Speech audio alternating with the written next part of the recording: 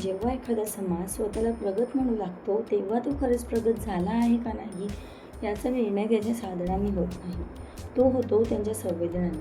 कारण विकास हा डोळ्यांना दिसतो आणि समानता ही मनाला जाणवते. आणि जिथे समानतेची जाणीवच अपुरी असते तिथे प्रगतीचे दावे कितीही मोठे असले तरी ते अपुरेच ठरतात. नमस्कार.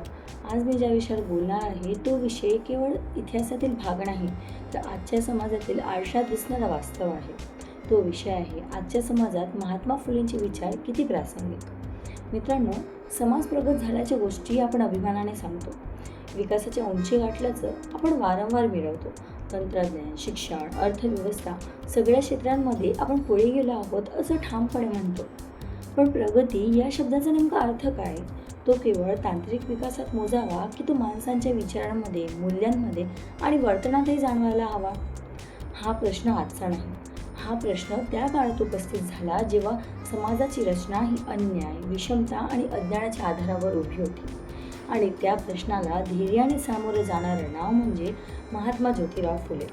फुले हे केवळ समाजसुधारक नव्हते तर ते एक विचार प्रवाह होते. असा विचार प्रवाह जो समाजाला स्वतःकडे प्रामाणिकपणे पाहायला भाग पाडतो.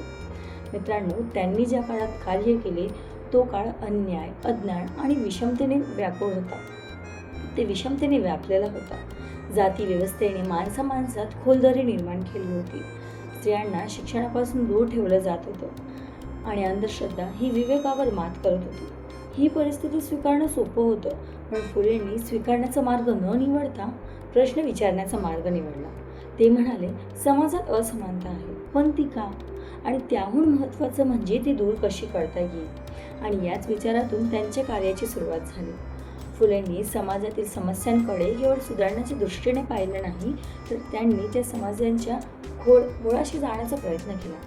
त्यांनी ओळखलं की समाजातील विषमतेचं मूळ अज्ञानात आहे आणि अज्ञान दूर करण्यासाठी शिक्षण हा सर्वात प्रभावी मार्ग ठरेल. परंतु हे शिक्षण केवळ अक्षर ओळखण्यापुरतं नव्हतं तर ते होतं विचार करण्याची क्षमता निर्माण करणं, स्वतःचा सन्मान ओळखणं. त्यांनी शिक्षणाला केवळ ज्ञानाचं साधन न मानता स्वातंत्र्याची किल्ली मांडली.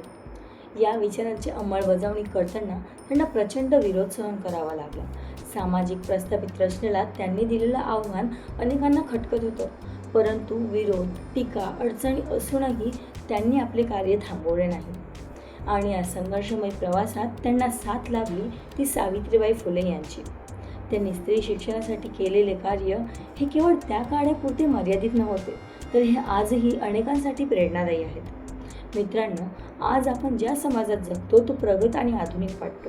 आपल्या हातात तंत्रज्ञान आहेत, ज्ञान मिळवण्याची साधनं अगदी सहज उपलब्ध होतात आणि व्यक्त होण्याचे स्वातंत्र्यही आहे. परंतु या बाह्य प्रगतीच्या आत एक वास्तव लपलेलं आहे. जातीय भेदभाव, लिंगभेद, अंधश्रद्धा या समस्या अजूनही पूर्णपणे नाहीशा झालेल्या नाहीत. अजूनही अनेक ठिकाणी माणसाची ओळख त्याच्या गुणवत्तेपेक्षा त्याच्या जाती, लिंग आणि त्याच्या सामाजिक स्थितीवर ठरते. आजही स्त्रियांना स्वतःचे स्थान निर्माण करण्यासाठी अनेक अडथळ्यांचा सामना करावा लागतो. आजही अंधश्रद्धा ही विवेकावर मात करताना दिसते. आणि यावरूनच एक महत्त्वाचा प्रश्न उभा राहतो की आपण खरोखरच प्रगत झालो आहोत? आपण खरोखरच बदललो आहोत का? की आपण फक्त आभास निर्माण केला आहे? आणि इथेच फुलेंचे विचार अत्यंत प्रासंगिक ठरतात. कारण त्यांनी दिलेला संदेश हा केवळ त्या काळापुरता मर्यादित नव्हता तर तो प्रत्येक काळासाठी लागू होणारा आहे. मित्रांनो, त्यांनी शिकवलं की जर समाज असेल तर केवळ व्यवस्था बदलून चालत नाही तर माणसाचा दृष्टिकोन बदलणेही अत्यंत आवश्यक आहे.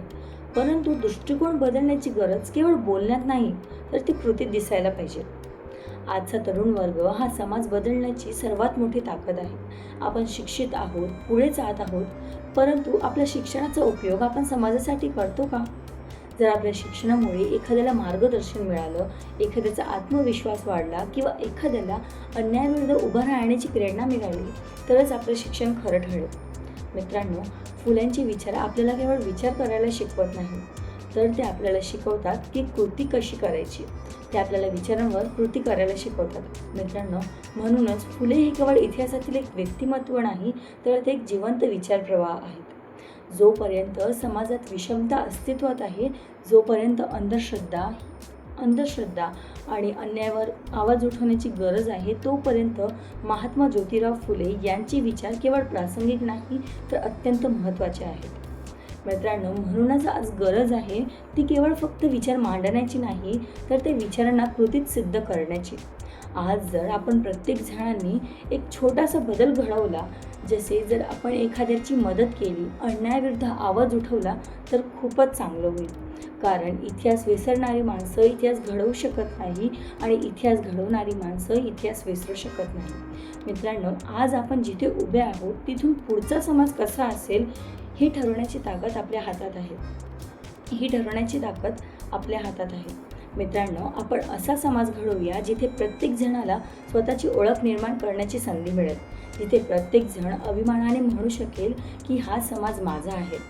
शिक्षणाची ज्योत पेटेतही ठेवू, अन्यायाविरुद्ध आवाज उठवू, फुलेंचे विचार मनात रुजवू आणि नवा समाज घडवू. तर चला मित्रांनो, फुलेंचे विचार जपूया आणि बदलाची सुरुवात आपल्या स्वतःपासूनच करू. धन्यवाद. प्रेक्षक हो, तुम्हाला आमच्या स्पर्धकाचा व्हिडिओ नक्कीच आवडला असेल. आता या स्पर्धकाला जिंकवून देण्यासाठी तुम्ही सुद्धा मदत करू शकता. या स्पर्धकाचा व्हिडिओ लाईक करून, तसेच स्पर्धकाला प्रेरित करण्यासाठी त्या व्हिडिओवर कमेंट करून आणि हो, जास्तीत जास्त लोकांपर्यंत हा व्हिडिओ शेअर करून आणि हो, हा व्हिडिओ शेवटपर्यंत पाहिल्याबद्दल आपल्या सर्वांचे मनपूर्वक आभार.